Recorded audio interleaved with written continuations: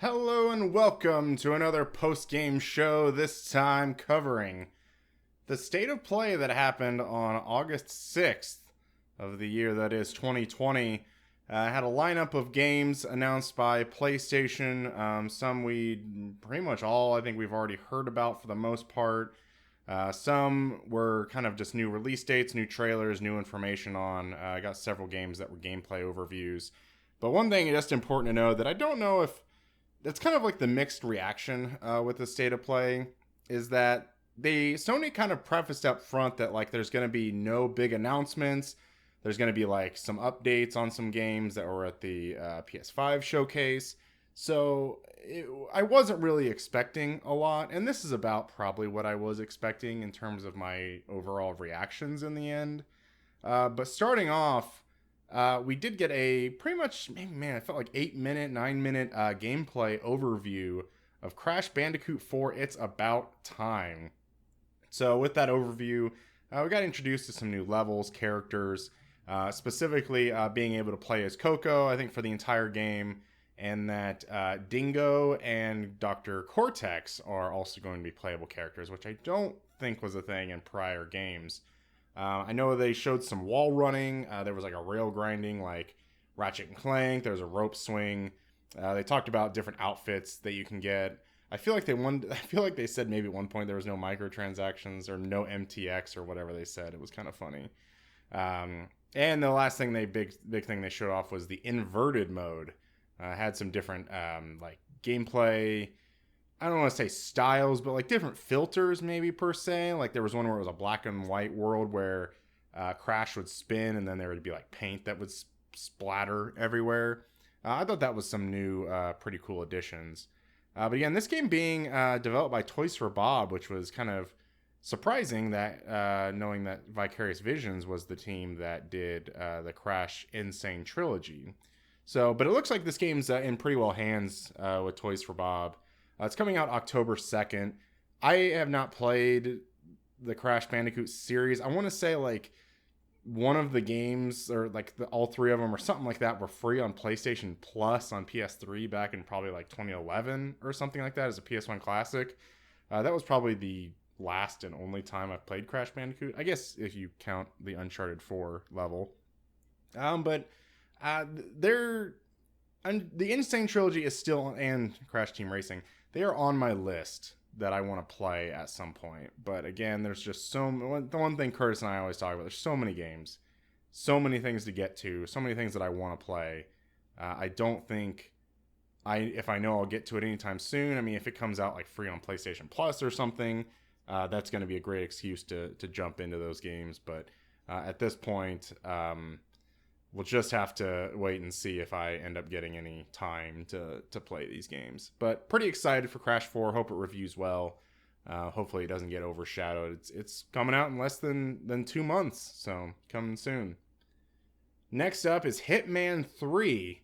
We got a little bit of Agent 47 walking into like a mansion or something like that. And then the camera zooms to the back of his head, and there it's VR. Hello, all that stuff. So what? Not really much shown. Showed a little bit of the first person, him walking around, and then you can like strangle a guy with the whatever it is, wire cord thing that he uses. I don't know. I haven't really played Hitman. But you can play the entire Hitman trilogy. I want to say it's like the World of Assassination trilogy, something like that, in VR, which means all of the levels from Hitman 1, 2, and 3 will be playable in VR. So that is fantastic news. I guess according to the PlayStation blog, which I'll reference a couple more times, probably throughout this video, there's more details coming soon, which I don't know what to think about that. I want to say the details regarding VR are like regarding maybe PS4, PS5, if it's only going to work on PS4, if it's not going to work on PS5, if only like some of the levels are like stripped down because they're VR, like they're not like 100% compatible, like they cut out areas of a level. I don't know why, but I just saw that line and I just thought that, yeah, there's probably nothing but bad news to come after that. But who knows? We might get something in addition to that. Again, Hitman 3 coming out January 2021. I think they maybe said that it is coming at launch. I'm not 100% sure. But that's a big get for PlayStation VR, specifically knowing that there was only one other VR game, I believe, in this entire list. But next up, we do have a game that I saw that I got really excited when I was seeing it. So we got like the music kind of cued me on, and then I saw like the hourglass, and then specifically like when the hourglass, and then like right after it, the hourglass rewound. I was like, oh man, this is Braid 2. I got like so excited because I'm a big fan of Braid. I think Jonathan Blow was doing some commentary over it as well. I didn't ever really play The Witness, so I didn't dive into that very much, but I'm really happy they're going back to Braid in Braid Anniversary Edition. So there's new art, new graphics, and they say like some of the deepest commentary ever put into a video game. So that's going to be pretty exciting. I'm looking forward to some of that stuff. It's coming out early 2021, PS4 and PS5. I think maybe might be the first time. I can't really 100% know. But sometimes in the state of play, they would mention, oh, this game's coming to PS5, but then they wouldn't mention it would be coming to PS4 also. And then vice versa. Sometimes they would say, oh, this is coming to PS4, but then like the PlayStation blog also says it's coming to PS5. So why didn't they advertise it as a PS5 game unless it's a PS5 game because it's backwards compatible? I'm not really sure. That's just kind of some confusing messaging, I guess. Maybe hopefully we get the correct answer on those things at some point. Probably just a tweet or a blog post or something.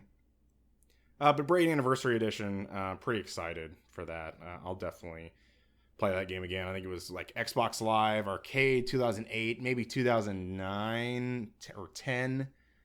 It came to PS3, so that's where I played it first. You know, a lot of those games came late to PlayStation. Braid, Limbo, some others. Those kind of really tentpole Xbox Live Arcade games came a little late to PS3, but now it's coming to PS4. So the fourth game on the list, The Pathless. This was our next big gameplay overview, multiple minute trailer, maybe 5-6 minute, talking about the game in motion. It's coming to PS4 and I believe also PS5. I don't know if they specifically mentioned that, but I think before they've said PS4 and PS5. I've seen trailers of this. I want to even say Apple Arcade, like when they were showing trailers for that, actually had this game like shown.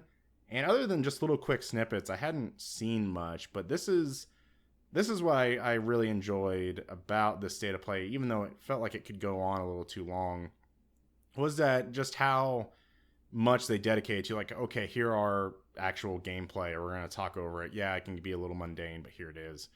I thought the game looked great. I thought the fluid movement looked really good. And just seeing it in motion is great as well. This game's developer was Giant Squid. They did Abzu previously. And it's a lot of team members from that game company who did, you know, all of your PlayStation favorite experience crying fest games to me. Flower in particular. Love that game.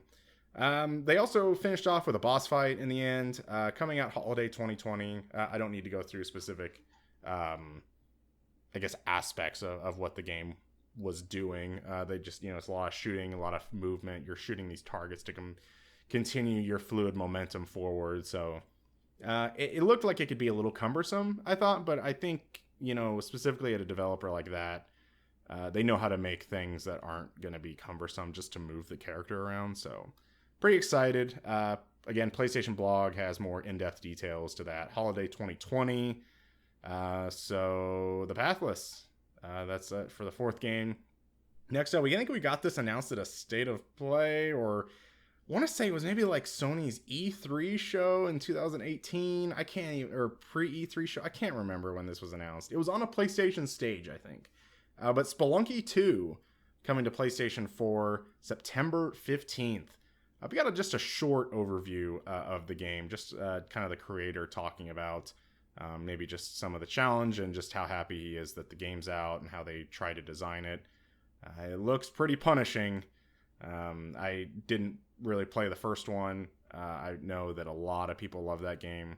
I just can't really get into just really punishing games all that much. But again, I hadn't really played Spelunky, so maybe that one I could get into a little bit more. But they didn't say too much else about the game. They just kind of showed the game in motion. A lot of dying, a lot of deaths, a lot of destruction going on in that 2D plane. So next up, Genshin Impact.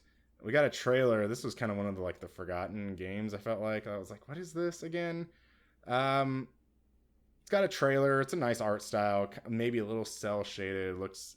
I think this might be the game people compared to they thought it looked like Breath of the Wild. Coming out fall 2020. And that's really all they said. But one thing I was kind of looking deeper into, and I think the PlayStation blog maybe mentioned this, or I found it online somewhere else. It is a free-to-play game, and I don't know if it means it's like an MMO. But it does have crossplay with PC and mobile. In addition to that, so like Android, iOS, probably Steam or whatever launcher they have on there. My other notes I had on here wrote sure. So we'll leave it at that. Next up, Aeon maybe Must Die. It's a 2.5D brawler. I put in question marks. They didn't 100% say that it was a brawler, but it looks kind of like side-scrolling beat 'em up action. This is the first of 2 games from Focus Home Interactive. And reading the PlayStation blog, it sounded like there might be some roguelite elements. Those are my words, not their words. But the game, the blog post talked about failing and then trying back, and then if you fail, you can choose to continue on, or things might be harder, or you could start over from scratch and maybe carry on some of your abilities you've already used. So that's kind of where I feel like that's kind of what they're trying for. I know some people don't really care for that word because we have so many of those types of games out now.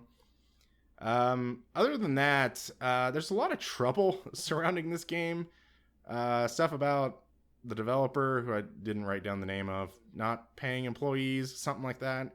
I'm not going to try and speculate too much about that. If you're interested, there's plenty of coverage online about it. So I'm not going to try and stumble my way through some facts that are or are not happening. But other than that, 2021, we'll see if it happens. Yeah, we'll see. Next up is a China hero project. This is Anno Mutationum. If I'm getting that correct. Probably not. 2D sprites, 3D environments. They show the character kind of in 3D with a 2D sprite walking around a 3D environment, kind of like an adventure game style. But then when the game goes into combat, it takes place on a 2D plane. Not too much else shown other than I really like that futuristic cyberpunk style. It could be something as huge as Cyberpunk 2077 or even something smaller. I love that. You want to call the Cyberpunk Blade Runner type game. Pretty excited for those. Those are the games I really get absorbed into, I suppose, that I feel like is that believable futuristic kind of sense to me, that it's almost like a sense that I want that to be the future or something. It's this kind of dystopian kind of thing, maybe not the best for society, but it's just a cool aesthetic to feel like you want to be in that raininess and whatnot, and futuristic billboards and holograms and whatnot. So but you know what's next? It's Bug Snacks coming to PS5. We knew that. And according to the PlayStation blog, it is also coming to PlayStation 4, which I am not surprised at. But I thought maybe this would be a game they would try to push for PlayStation 5 exclusivity. Though, I mean, when you look at that game, there's nothing that screams, oh, this game needs to be on PS5 only. We do know it's first person. They showed a little bit of the gameplay. They, I think, mentioned that it was first person back at the June event. Or not maybe at the event, but afterwards they talked about it and they said, yeah, the game takes place in first person. I'm pretty excited for it. I mean, I love the music. It looks so fun. It seems to be you're helping fellow islanders and you're trying to catch the bug snacks.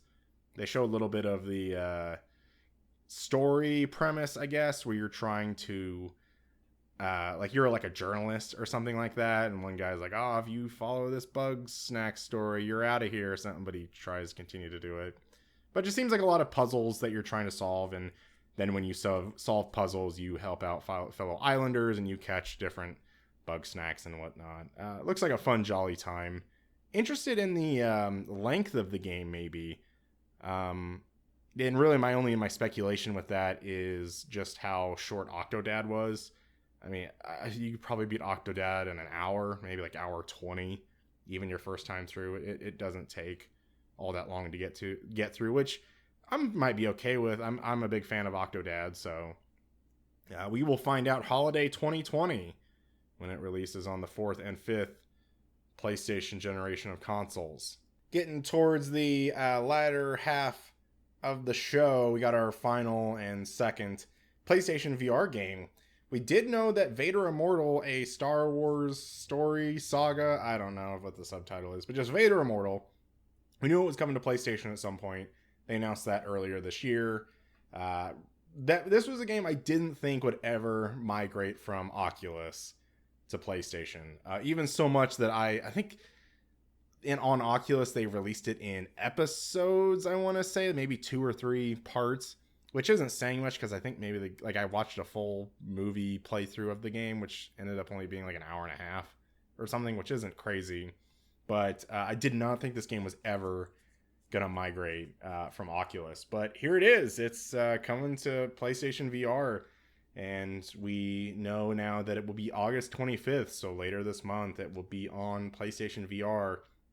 One thing they might have had in the Oculus version that I guess I didn't remember or know about is the lightsaber dojo. That is coming as well with the game. It's probably just like an add-on thing. It seemed to be kind of like a wave shooter like thing. It didn't really seem like you're moving around or anything. You're just kind of standing there, either using force lightning or just your lightsaber and force abilities and stuff like that. But yeah, I'm pretty excited about that. This is one of the other games, probably other than maybe Braid and Bug Snacks, that I will more than likely be buying day one and going to play this on my VR headset. So looking forward to that. Next up, we got Control. An update on Control, I guess, let's say. I thought this might have been the PlayStation 5 trailer for Control, as we know that game is coming to next generation consoles. But instead, we got the AWE DLC. And they show a particular character at the very end of that trailer in Alan Wake tease. And if you did play Control, there are a lot of Alan Wake references in that game. But the DLC coming August 27th. In addition to that, they mentioned on the PlayStation blog, there's a free patch coming to all versions. I guess even like the base game if you don't have the DLC. They'll add new abilities, new checkpoints. I actually just recently finished Control and Platinum the game. It was on PlayStation Now.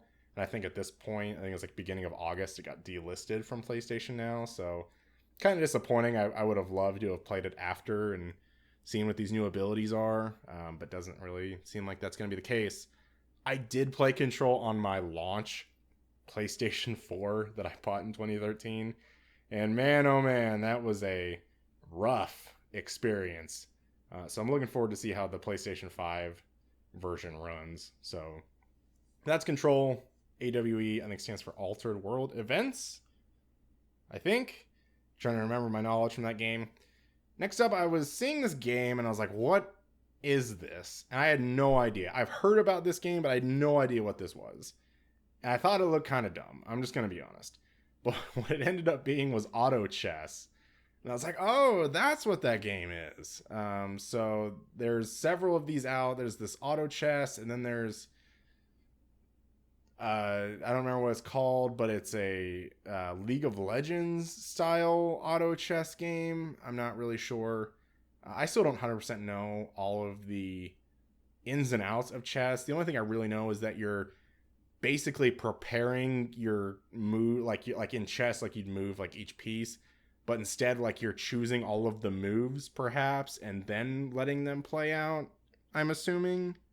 I'm not 100% sure. But there's casual, ranked, fantasy, and quick modes. This is information coming from the PlayStation blog. I've heard really fun things about it. I really have nothing else to add other than October 31st, coming out on PlayStation 4. So 4 left. my favorite, I'm going to go ahead and say my favorite announcement of the show is the Pedestrian.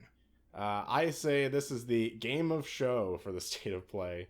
It's a 2.5D puzzle game using street signs, coming out January 2021. This is one I'll do a little side tangent on. It says it's coming out on PS4. I believe that's how they marketed it. But then when you read the PlayStation blog, it also says it's coming to PlayStation 5. So that's kind of like, oh, but wouldn't you have thought they would have tried to advertise this as a PS5 game instead? I'm not sure. Again, coming out January 2021. There's two different modes in particular. There's a play mode, which moves the character, probably how you're moving your character from the left to the right side of the screen or whatnot. Then there's a puzzle mode, which they show a little bit of, where you're kind of moving different parts of, like, different signs of the environment, and you're kind of walking through them. So, like, you know, if you do a sign, like, you know, let's say you have, like, a sign at the top left, and then a sign on the top right, and then you have a sign, like, at the bottom middle, like, you can move that sign in the middle and move it up to those other two signs on the top row, and then you can, like, walk through all of them, like, stuff like that. Again, this trailer is worth watching. Again, as I'm sure if you're listening to this, you've already seen how cool this game looks. But I would recommend watching this game again. I thought it was really cool.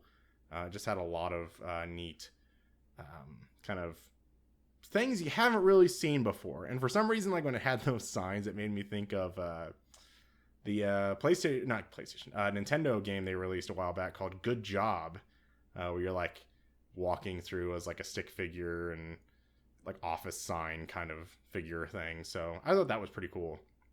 Game of show, bring it on, January 2021. Looking forward to it. 3 to go. Next up, the second Focus Home interactive game, also by the developers Sumo Newcastle, which I'm guessing is some kind of subsidiary from Sumo Digital. This game is Hood, Outlaws, and Legends, which I guess, reading the PlayStation blog, it sounds like it takes place in the Robin Hood universe. It's coming to PS4 and PS5 in 2021. Got a little bit of a cinematic trailer, and I'm assuming it's a cinematic trailer, but then it kind of went into some gameplay clips that looked pretty similar to the cinematic trailer, so maybe it was in-engine, which would be really cool. Not too much shown on display per se, other than just little gameplay clips, but the PlayStation blog does talk about some PvPvE gameplay, where you have it's a 4-player multiplayer game, so you're having 4v4, and then you have, like, enemies in the environment, so probably, like, NPCs running around also trying to take out both the characters, or both teams. And, like, they try to spin it a little bit where they're like, oh, and, you know, this character will play different than this character, and you're like, yeah, basically it's like a hero thing where each, you know, this guy does better at close-up melee, and this person's better from farther away, like every other game out there. So it didn't really, like, surprise me. I feel like this game coming out, like, we've seen it. Maybe the VE part of it, like, versus environment part of it, can be really cool. But I can't really say I'm all that excited for it. Next up, the penultimate game. I guess this has been a thing before, but Pokemon. It's coming to PS4. Or 5. I can't remember which one it is. 5. PS5. This game called Temtem. And man, oh man, does it look and sound, and apparently seems like it plays like Pokemon. You have 2v2 battles. Just the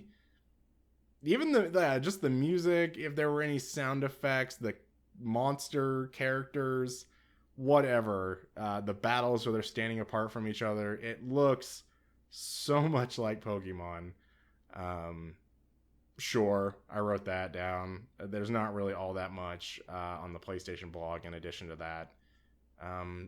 But I could see that being a big hit. Like, kind of how something like Yooka-Laylee and the Impossible Lair was the Donkey Kong Country I've always wanted on PlayStation 4.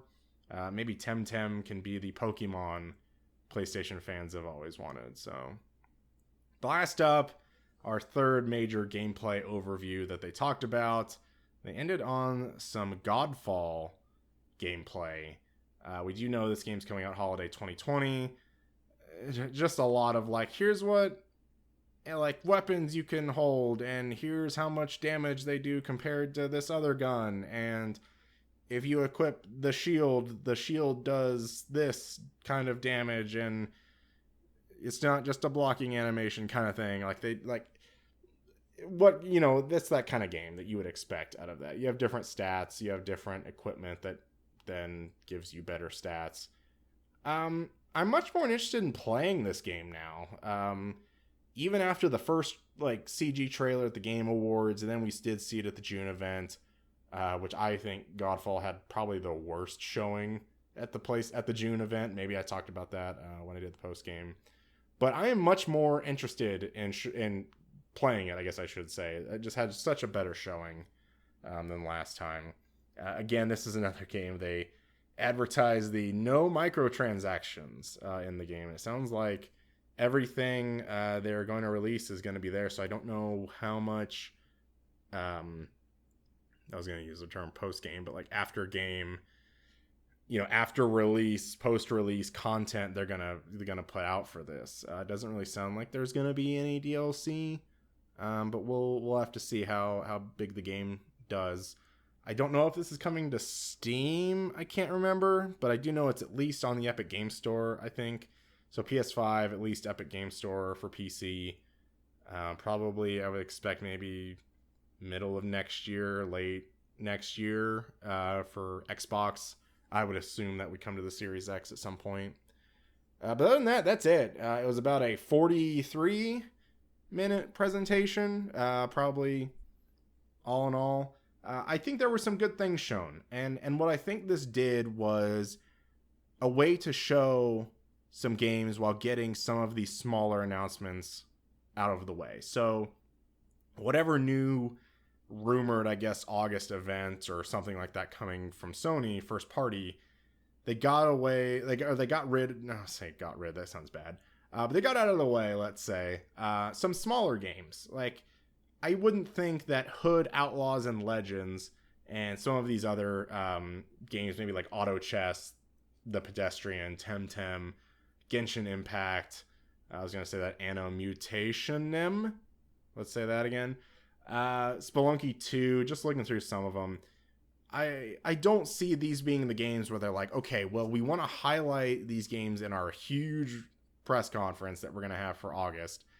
I think they wanted to get these kind of out of the way, being like, okay, we're going to do a separate thing at the beginning of the month to kind of have these games have their own little showcase. Where, I mean, probably if they had their big old showcase, I mean, Auto Chess probably would have just been a blog post. Spelunky 2 would have just been a random trailer they uploaded to the YouTube channel on a random Tuesday, and that would have been it. But like the path list would have just been some developer diary they just put up on YouTube. But here they were able to get people to watch it, get people to see it. Yeah, just some really cool announcements. If I had to give my top three, usually I wait to put my top three out until later, like while I'm recording, just in case like my thoughts change in the end. But I think my top three is number one is going to be the Pedestrian. Number two, Braid Anniversary Edition. And number three, I'm going to choose Vader Immortal.